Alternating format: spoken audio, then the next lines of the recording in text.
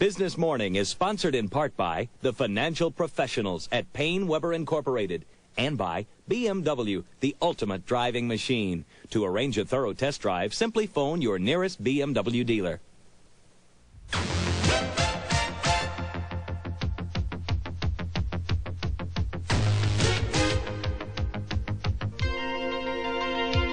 This is Business Morning with Stuart Varney, August 29th, 1986.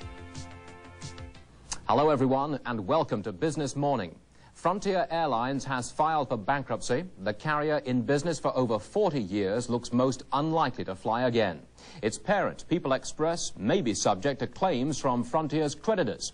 And People's chairman, Donald Burr, blames the unresponsive and inflexible pilots union for blocking the sale of Frontier to United Airlines.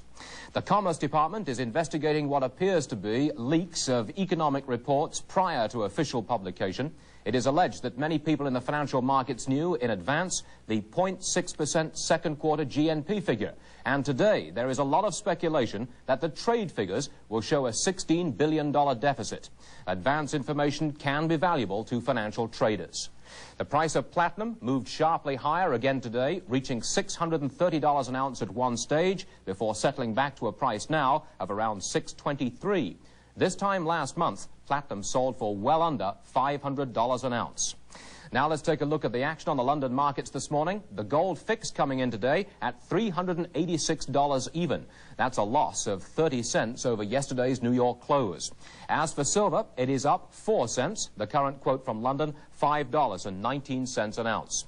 The dollar is mixed in London this morning. It is down against the pound sterling. $1.4775 is the quote there. The dollar is also lower against the West German mark at 2.05. However, the dollar is up against the yen. 155.80 is the latest London quote. Bond prices higher this morning. Overnight in Tokyo, there was a big purchase of the 10-year Treasury issue. That pushed its yield down to 6.97%. The buying in that maturity spilled over to the 30-year bond and took prices higher there as well. Here is the latest price we have on the long bond from London. Par and a quarter, 108.30 seconds, the yield at 7.23%. At the New York close, the long bond was priced to yield 7.26, so prices up, yields down so far this morning. Meanwhile, the nation's basic money supply chalked up another big weekly increase, according to the Federal Reserve. For the week ended August 18th, M1, that's the basic money supply measure, it rose $3.1 billion, putting it some $30 billion above the Fed's upper end of its target of 3 to 8% growth in 1986. Joining a chorus of prominent economists, Salomon Brothers' Henry Kaufman called yesterday for the Federal Reserve to keep on easing monetary conditions. Kaufman, sounding even gloomier than usual, warned that though such a policy could rekindle inflation, the alternative, deflation, is a more immediate threat. Kaufman also fretted about the enormous U.S. debt burden, which he says has grown almost 12% so far this decade, compared with just an 8% rise in GNP for that period. Joining me now, Business Morning's Fed watcher, David Jones. David is chief economist at Albert G. Lansden & Company. Good morning, David. Good morning, Stuart. Can't get away from that buzzword, deflation. Are we in a deflationary spiral? Stuart, we're coming to the end of a process of deflating prices. Remember, the 70s were inflation, the 80s have been deflation, but it's important to note, Stuart, that it's only been in some sectors. Mainly the sectors that were inflating in the 70s are deflating in the 80s. Energy, farming, mining, other sectors involved in resources. That's not unusual. If we were going to bring inflation down, we had to deflate those sectors. You have to remember that there's another so-called economy here, the service sector, potentially auto sales with those new GM rebates, generally consumer spending on durables and in housing is going to be anything but in a deflation between now and the end of the year. You have no concern whatsoever. This is not a factor in your thinking at all. This has actually been a much more orderly process of deflating the economy after an excessive inflation. There has been no major bankruptcy that has spilled over into other sectors. There's been no runaway type series of bank failures. Most everything has been a process that's been manageable. It's true we've lost some banks that made too many loans in the energy sector, but the process so far has been quite orderly, and I'm not ready to spread panic over the issue this morning. I'm glad to hear that, David. Money supply, way up. It can't all be technical, can it? You're absolutely right, Stuart, and that's part of the argument I'm making. We've had almost a year and a half, actually longer than that, of extremely high monetary growth. It's true we needed a good, strong base of monetary growth. It's not all technical. The Fed is literally flooding the banking system and the economy with liquidity. That's already beginning to show up, by the way, Stuart, in commodity futures prices, which are up, precious metals prices, which are up, and of course we have oil prices that are up. That's setting a bit different base for the markets as we look ahead to the end of the year and next year. You think we're at the turn right now, and we should soon begin to see some implication that the economy is about to turn up? Yeah, right? and we've seen some, Stuart. I've got evidence. I came armed with evidence this morning, Stuart. I knew you would be skeptical. 1.1% leading indicators. To be sure, they were revised down for the month before, but the strengthening is there. Generally speaking, it looks as though the economy, after having a tough first half of this year, has bottomed out, and we'll see a little bit faster growth. Not a lot, but maybe 2.5% real growth in the third quarter versus that 0.6% subpar growth in the second quarter of 1986. I take it then that you will hold to your opinion that the long bond yield will not go below 7%. That's where we are, Stuart. You always pin me down, but I'll stick with my guns on that. And so far, I've been right, Stuart. Mr. Jones, good luck. Thanks for joining us, David. Thank you, Stuart. We'll be back with more news on Business Morning in 1 minute.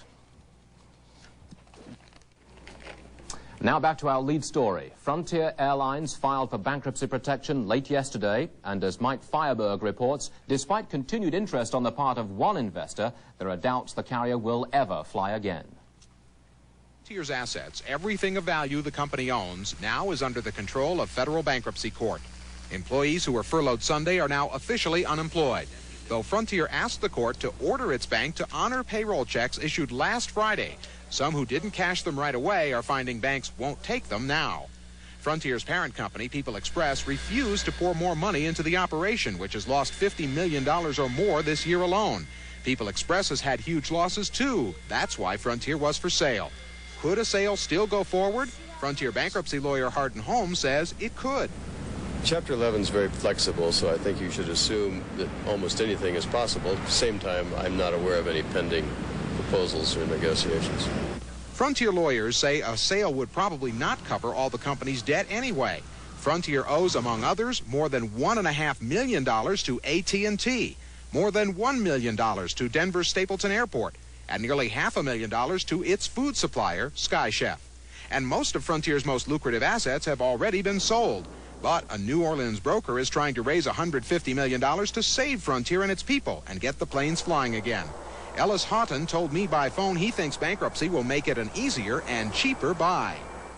It may be better to deal with it in the bankruptcy court, because then the creditors will be at a point where of saying that, well, maybe we better take a little rather than nothing at all, which could ultimately be the case.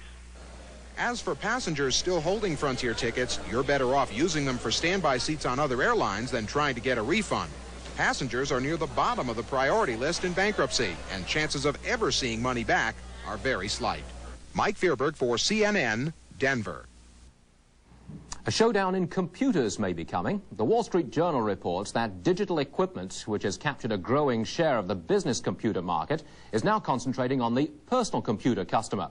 Next week, Digital is expected to introduce a new PC clone that's compatible with IBM and connects with its own network of VAX computers. IBM is not sitting idly by. It is expected to unveil, perhaps as early as Tuesday, a PC clone combatter. Sources say that machine would be aimed at keeping the clone intruders out of IBM's big corporate accounts. And news among other computer makers, Detroit-based Burroughs is putting a division of its newly acquired Sperry Corporation on the auction block. Burroughs announced yesterday it wants to unload Sperry's Aerospace and Marine Group, a $700 million operation that makes guidance systems. Those cut-rate financing rates are welcome news for car buyers, but as Deborah Marchini reports, there are unwelcome side effects for the nation's banks. Cut-rate auto loans are designed to sell cars, but those low rates have had a side effect. As more buyers get their financing from Detroit's Big Three, that spells trouble for the nation's banks. Somebody's offering a 5, 6, 7% rate. We just simply can't compete on it and are not trying to. Because of the incentives, the so-called captive finance companies owned by the Big Three have been gaining a fatter share of the lending market, that growth coming mostly at the expense of the local bank. Car loans are extremely important to a consumer bank because they make up a substantial portion of their investable, loanable assets. Consumer bankers have asked state attorneys general to examine the fairness of the automakers' programs. Some other lenders are taking a more aggressive approach. We found that the market share, the automobile loan market share of credit unions was declining, primarily due to the manufacturers' captive financing, GMAC, Ford Motor Credit, Chrysler Credit. The Texas Credit Union League decided to fight back. Through an agreement with a broker called NCAR, League members now sell automobiles at near wholesale prices to customers like John Pollage. I feel that I saved conservatively $1,000 through the credit union. The catch? Buyers must finance the cars through their credit union. We've been averaging probably 2 to 3 automobile loans a week. Since July 1, we're doing 2 or 3 a day now. The League says it's moving 200 cars a month, and that's caught the eye of the industry's national trade group. It's now testing a similar program. We have the same experience as we see taking place in Texas with Texas credit unions. I don't think there's any doubt the program will go national in a matter of several months. The competition from credit unions shouldn't hurt Detroit's Big Three. They'll still book a profit on each car sold. It's car dealers who'll really feel the pinch as they forego some of their profits on credit union sales. But they're optimistic, a spokesman for the National Automobile Dealers Association saying they hope to make it up on volume. Deborah Marchini, CNN, New York. And now, our list of banks that pay the best rates on certificates of deposit. According to the 100 Highest Yields Group in North Palm Beach, Florida, the best rate on a 6-month CD can be found at Village Savings in Houston, Texas, and the rate there is 7.35%. 1-year certificates at Meridian Savings in Arlington, Texas, that has the highest rate at 7.80%. And the best rates on a 2.5-year deposit, that's found at Western Gulf Savings and Loan, 8% even is your rate, while Nevada posts the highest 5-year CD rates, that is, 8.25, and that's at Frontier Savings in Las Vegas. As usual, we would like to remind you that these are rates, not yields. Your yield depends on how your bank compounds your interest. Now let's go to Reed Collins in our Washington bureau for the latest headlines. Good morning, Reed. Good morning, Stuart. The convicted spy, Jerry Whitworth, has a long time to sit and think about the damage done to his country. The spy came out of the cold and was plopped into the freezer when he was sentenced yesterday to 365 years in prison. He would be 107 years old before eligible for parole. He was convicted of a dozen counts of espionage and tax evasion for selling the Soviets what the prosecutors term the blueprint of our most coveted and guarded secrets. There was a daring escape from East Germany, one that reads like an adventure novel, at least the last page of one. The midnight silence of Checkpoint Charlie was shattered by the roar of a speeding dump truck. Rifle fire punctuated the night as the truck careened toward, then through the border's crossing point. Safely on the free side of the wall, the unidentified male driver emerged, along with a woman and her daughter who'd been huddling on the floor. The free world had 3 new inhabitants and 7.5 tons of gravel loaded in that truck. Well, the Pentagon says technical problems have prevented the cruise conversion of a B-52 bomber until at least the end of the year. Now, this means the United States would remain in compliance with the SALT II treaty, at least in time for the planned Reagan-Gorbachev summit later in the year. Adapting this particular B-52 to the cruise missile system will exceed the SALT II limit on multiple warheads when it takes place. The Goodyear blimp is taking a week off from floating over athletic events to help the U.S. Customs Service spot smugglers along the Texas Gulf Coast. Los Angeles Times reports this morning Goodyear will absorb the cost of this week-long test. The government wants to deploy radar-equipped blimps along the Mexican border, but private contractors have told the government the testing of that system would cost twice what the appropriations for the project would allow. That's it from here, Stuart. Thank you, Reed. Rumors in the stock and bond markets Wednesday that the Commerce Department would report a strong rise in its July index of leading indicators proved to be suspiciously on target. And that's prompted the department to reassess its internal security controls. Meanwhile, yesterday, word on the street was that this morning's Commerce Department report would show a massive $16.1 billion trade deficit for the month of July. And predictions of that near-record shortfall sent bond prices up sharply Thursday. One more time, we'll check back on the London markets for you. Let's start with the price of gold. The current quote, $387 even. That shows a gain of 70 cents over the New York close. Silver at $5.19, up 4 cents. The dollar mixed in moderate trading. Sterling at $1.47. The dollar at 2.05 West German marks. And the dollar is higher against the yen. 155.80 is our quote. Platinum, which last year was at just $340 an ounce, is now trading at nearly twice that amount, $626. That is the current London quote. Todd Benjamin reports on the precious metal's meteoric rise. Traders at the New York Mercantile Exchange pushed the price of platinum to its highest level since 1980. The active October contract closing at $614.60 an ounce. Contracts for later delivery also hitting new highs. Attempts over the past week to push the strategic metal through $600 failed, but Thursday, two factors pushed it beyond. Number one, a very large speculative buyer came into the market in Europe, took a fantastic quantity of metal, and got the market moving upwards. At the same time, there was news of renewed violence in South Africa, creating general anxiety amongst investors, speculators, and industrial users. Together, those factors fueled this tremendous short covering and wave of new buying. South Africa produces about 80% of the Western world's platinum, and there is concern over possible supply disruptions. The biggest use of platinum is for catalytic converters, devices used to control auto pollution. But platinum is also used in jewelry and has electrical applications. Good industrial and strong investor demand amid fairly tight supplies have been pushing platinum prices higher this year. Now that it's broken through the psychological $600 mark, some analysts say the price could reach $650, $675 over the next month.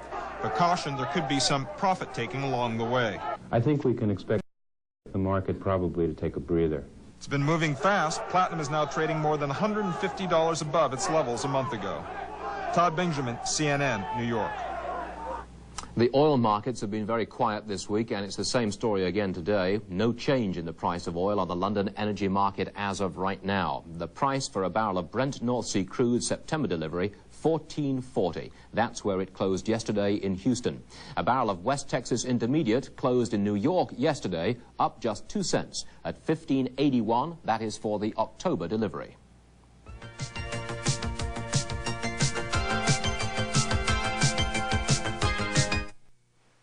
Now, back to Business Morning with Stuart Varney. After falling 13 points in early trading yesterday, the Dow Jones Industrial Average managed to rebound a little by the close. It showed a loss of 4.36 at the closing bell, almost right at 1900. The Transportation Index down 3.75, utilities down 0.28. Volume moderate at 125 million shares. The S&P 500 also losing ground, off 0.46 on the day. Same story with the New York Composite. It was down 0.17. The Wilshire 5000 index showed a $2 billion loss for the value of all listed stocks. Investing in foreign markets has been a very lucrative business recently. My guest this morning heads up a global fund that invests in securities markets at home and abroad. He is Robert Prindiville, president of Thompson McKinnon Asset Management. Robert, welcome to the program. Good morning, Stuart. Now, international funds, global funds, they do well when the dollar falls and when foreign markets go up. I put it to you that both of those trends may have just about run their course. We don't think so. We think that there are 4 primary reasons why these markets will continue. First, liquidity is greater today than it has ever been in the past. There is more money available not only in the U.S. but in foreign markets to go into common stock prices as well as bonds. Secondly, capitalism is back in vogue. Not only in the European markets but in the Pacific Basin as well. Thirdly, oil prices. Oil prices at $15 a barrel have strong implications for the European economies as well as the Japanese economy. They are enormous consumers of oil, and oil at $15 leaves a lot of money available to go into consumer goods and that type of investment dollar versus $30 oil. And lastly, the G5 agreement has shown us that governments around the world can work together to bring down interest rates. You know, the Japanese market has gained, what, 30-odd% and more just so far this year. Can you really expect that much further of a run-up after all of those gains? We think so. We think that the Japanese market is becoming a consumer-oriented market. It has not been that in the past. The Japanese people are looking to invest their dollars in consumer goods, home building stocks, that type of thing. These stocks, we think, are going to be attractive. Would you touch the Australian or Canadian markets? Because the dollar has not yet fallen against their currencies. There could be a currency play there, could there? That is true. However, those are natural resource-oriented economies. And we just think at this point that there is not the attraction that there is in places like Japan, Germany, France. I've looked at my Lipper, and I know that 8 of the top 10 performing mutual funds are foreign funds, and a lot of them have done better than 60% return so far this year. Don't tell me you can match that. I don't think that we will.